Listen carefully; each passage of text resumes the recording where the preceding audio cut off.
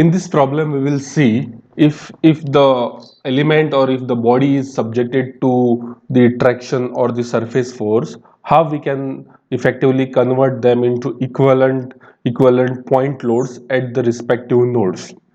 So here we have a problem. We have this plate which is discretized into CST element, and on this edge it is subjected to a pressure which is varying linearly from 1 megapascals to 3 megapascals, and it is acting on the it is acting towards the body. And then we'll have to frame the, or we'll have to construct the equivalent point loads from this given pressure. Here the equivalent point loads are shown in this fashion. At node 7, the equivalent point load is shown as F13, F14, F15, F16, F17, F18. What we can do is we can even show this as Fx7, Fy7, Fx8, Fy8, and this can be shown as Fx9, Fy9. It is up to us how we want to denote this, especially for coding and all. This is preferred, F13, F14, and so on. This can be directly, the numbering can be done as F times 2n minus 1, where n is the node number. So this will be 2n minus 1, and this will be f2n. So this will be 2n minus 1 is 14 minus 1, which is 13, and this will be f2n. Similarly, this will be f2n minus 1, this will be f2n. Anyways, it is up to us how we want to represent this equivalent point load. But now here we'll see how to convert this given pressure into the equivalent point load. So for this we'll be using some formulas, and we can take those formulas from here. And then, so let us see first how to calculate the tractions, tx1 ty1, tx1 ty1, tx2 ty2. First let us consider this length 7 8. So for age 7 8, first we'll calculate all this only for age 7 8. So for age 7 8, we have P1, or this age now 7 8, which is in terms of global node number. We will convert them into the local node number as age 1 2. So whenever I'll be talking of node 1, it means that it is node 7 in global node in terms of global node numbering. So for age 7 8, this P1, that is the pressure 1, P1 is 1 megapascals, and P2 is 2 megapascals. P1 is given as 1 megapascal, P2 is given as 2 megapascals. And then the coordinates are x1 is 100, x2 is 85. Similarly, y1 is 20 and y2 is 40. Right, x1 is 100, x2 is 85, y1 is 20, y2 is 40. Now let us first calculate the length of this edge 7 8. So length of this edge is given by this formula. Now as we know, this 7 8 we have converted to 1 2, and then straight away we will use this formula, that is to calculate the length L12. What we can do is we can use this formula, that is root of x1 minus x2 the whole square plus y1 minus y2 the whole square. And then if I substitute all this here, that is 100 minus 85 the whole square plus 20 minus 40 the whole square, I will get length of this age 7 8 as 25 mm. So I have calculated this already. Now I need to calculate this cos and sine angle. So C is given as y2 minus y1 divided by L12. So y2 minus y1 is nothing but 40 minus 20 divided by this length is 25. So this we will get it as 0.8. Similarly, I can calculate what is sine. Sine is nothing but sine of angle is nothing but x1 minus x2 divided by L12. So x1 minus x2 will be 100 minus 85 divided by 25, and this should be 0.6. Once I get all these quantities, now I can very easily find what is tx1 ty1 tx2 ty2.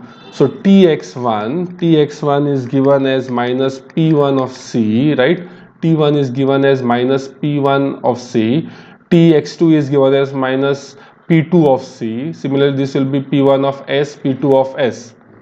So this is P1 of C. Now this should be minus P1. We have got it as 1 megapascals multiplied by C is 0.8. So this should be minus 0.8 megapascals. Similarly, we will have this Tx2 as minus P2 into C, right? Tx2 should be minus P2 into C. So P2 we have got it as 2 megapascals, minus 2 multiplied by 0.8. So this we should get it as minus 1.6. Ty1 similarly will be minus P1 into S. So this will be minus 1 multiplied by S is 0.6. So this should be minus 0.6, and Ty2 will be minus P1 minus P2 multiplied by S. So this should be minus 1.6. So we have got all this. Now we have got all these quantities, and now we will use our derived formula. So if you remember, we have derived all these formulas. So for tractions, the traction can be calculated by using this formula, that is traction in the element can be calculated as T multiplied by LE divided by 6 multiplied by all these terms. So we are going to use this in our problem now. So we are going to use this here in this problem. So let me paste these formulas here. So we will be using exactly these formulas to calculate now the tractions at node 7 and at node 8. So the traction in element 1, or the traction in this element. So traction in this element will be equal to the thickness of this element is nothing but 10 mm, which is given in the problem, right? So this thickness will be 10 multiplied by the length was found to be 25. The length was found to be 25 mm divided by 6. All this divided by 6 multiplied by this traction. By the way, the unit of this traction should be megapascals, right? This should be tx1, all this tx1, tx2, ty1, ty2 all should be megapascals, because this pressure was in terms of megapascals, and this is in terms of mm, and this is in terms of mm. So we'll just write this unit here for time being, and let us see then how we'll convert them. So this is 10 multiplied by 25 divided by 6. Now here, according to the formula, we have here 2 times tx1. So this will be minus 1.6, because 2 multiplied by minus 0.8, right? 2 times minus 0.8. So this will be minus 1.6 plus tx2 is also minus 1.6. Now let us calculate this second term. This is 2 times ty1. So ty1 is 0.6. So 2 times ty1 will be minus 1.2, and then this ty2 should be minus 1 point. Oh, I have made here some mistake. This should have been 0.6. So this will be minus 1.2. So this will be again minus 1.2.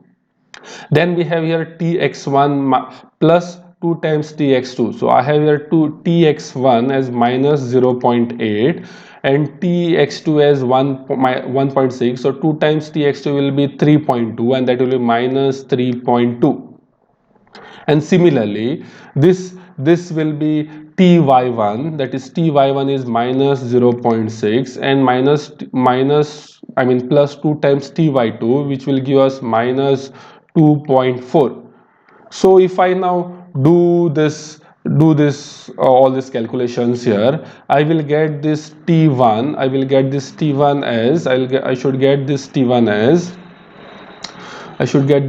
as this will be minus 133.3, this will be minus 100, this will be minus 166.7, and this will be minus 125.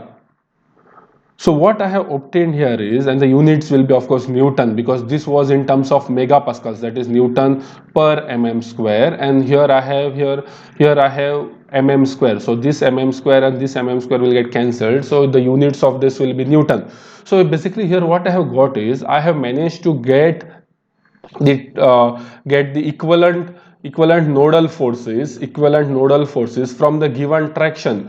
So on this element, the equivalent nodal forces comes to minus 133.3. so this I have got it as minus 133.3, and then this I have got it, the Ty1 I have got it as minus 100. So this is minus 100, this is minus 100. Similarly here at node 2 it is minus 166.7. so this will be minus 166.7, and then that Ty2 will be minus 125. so this is minus 125.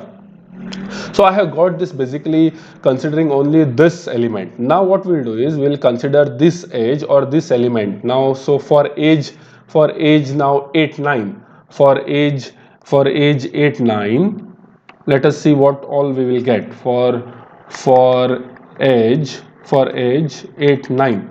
So basically our element is like this, with node numbers 8 and 9, but we know that we'll convert them to the local node number 1 and 2. We'll convert them to local node number 1 and 2, and because of that we will get here again this P1 will be now 2 megapascals. Here this will be our P1 and this will be P2. P1 will be 2 megapascals, whereas P2 will be 3 megapascals.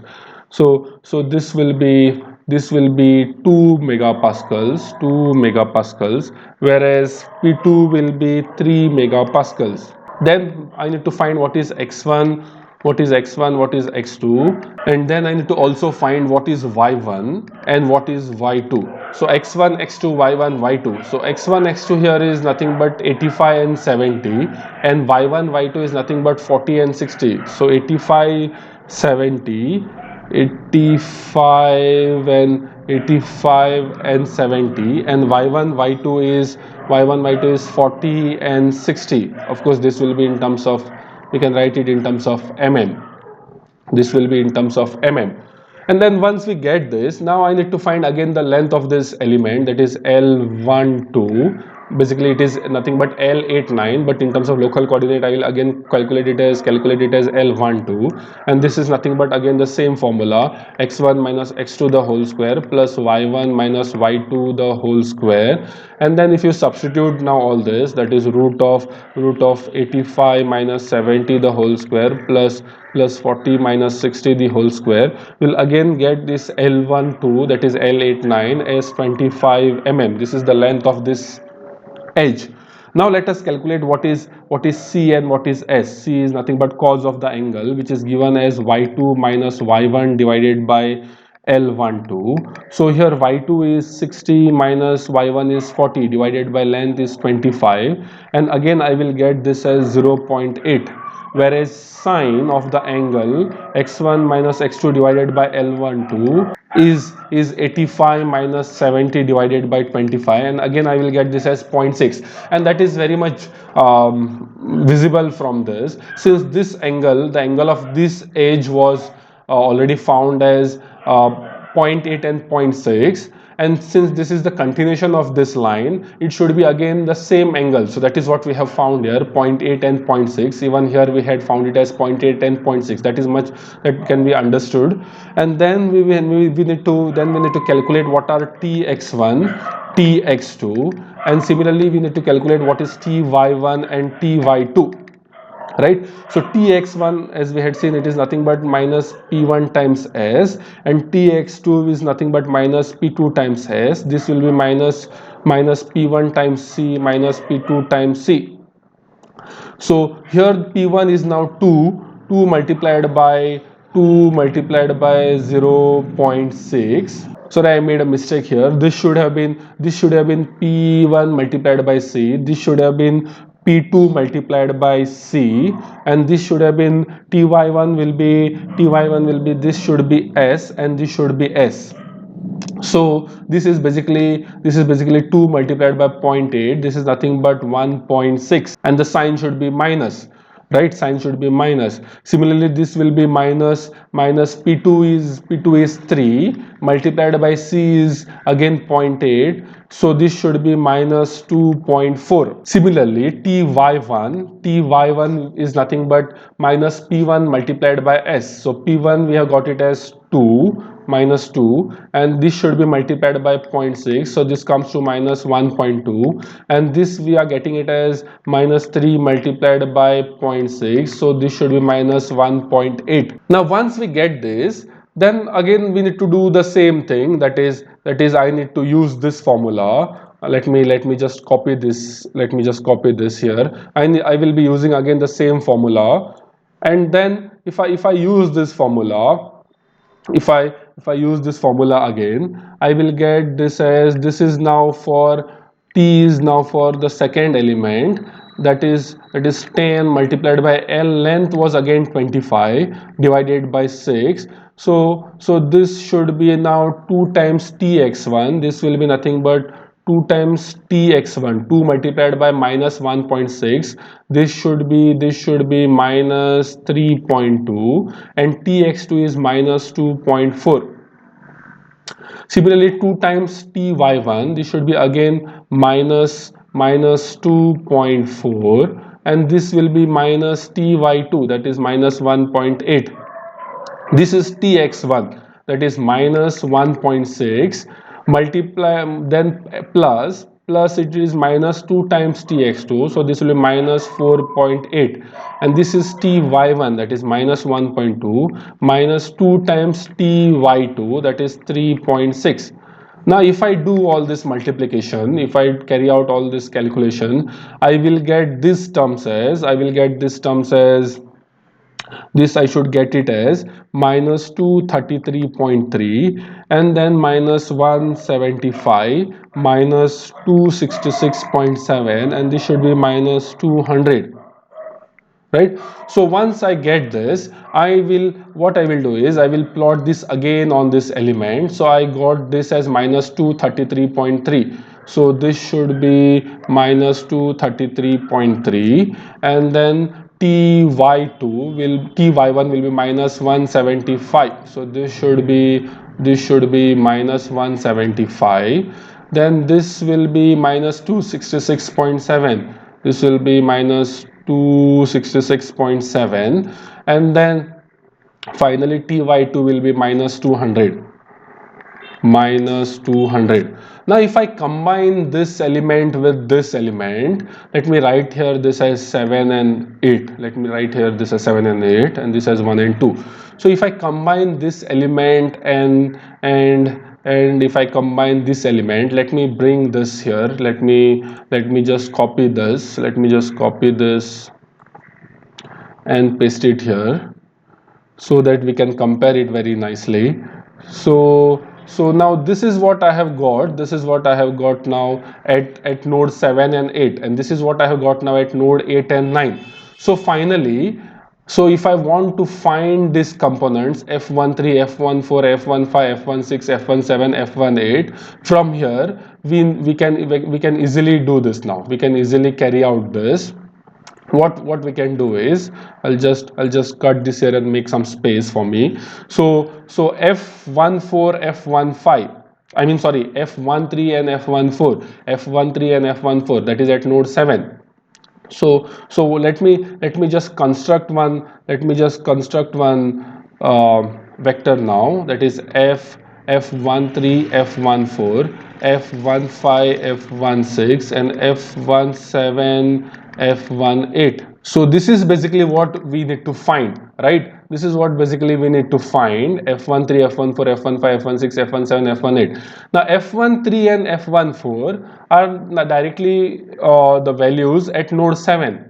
right? F13 and F14 are directly the nodal values, I mean the force values at node 7. So this will be minus 133.3 and this will be minus 100, right? And similarly F17, F18 are directly the force values at node 9. So this will be minus 266.7, whereas this will be minus 200. But what about F15 and F16? We have some values of F15 and F16 from this edge, that is at node 8, and similarly we have some values of F15 and F16 at this node also. So I have here F1, F15 and F16 values at this node as well as at this node. So the final resultant values at node 8 will be nothing but F15 will be this plus this, whereas F16 will be this plus this. And if I carry out that addition, if I add this with this, I will get that as minus 400. I will get it as minus 400. Whereas if I add minus 125 with minus 175, I will get that as minus 300. So these are the values which was asked to find. These are the values which was asked to find. So we can obviously what we can do is we can paste it here. I mean I can just go on marking these values now here. So this value comes to be minus 133.3, whereas this F14 comes to be minus 100. F15 comes to be minus 400, whereas this is minus 300. F17 comes to be minus 266.7 and F18 comes to be minus 200. So this is the procedure by which I can convert any given traction or any given distributed pressure into the equivalent point load at its respective nodes.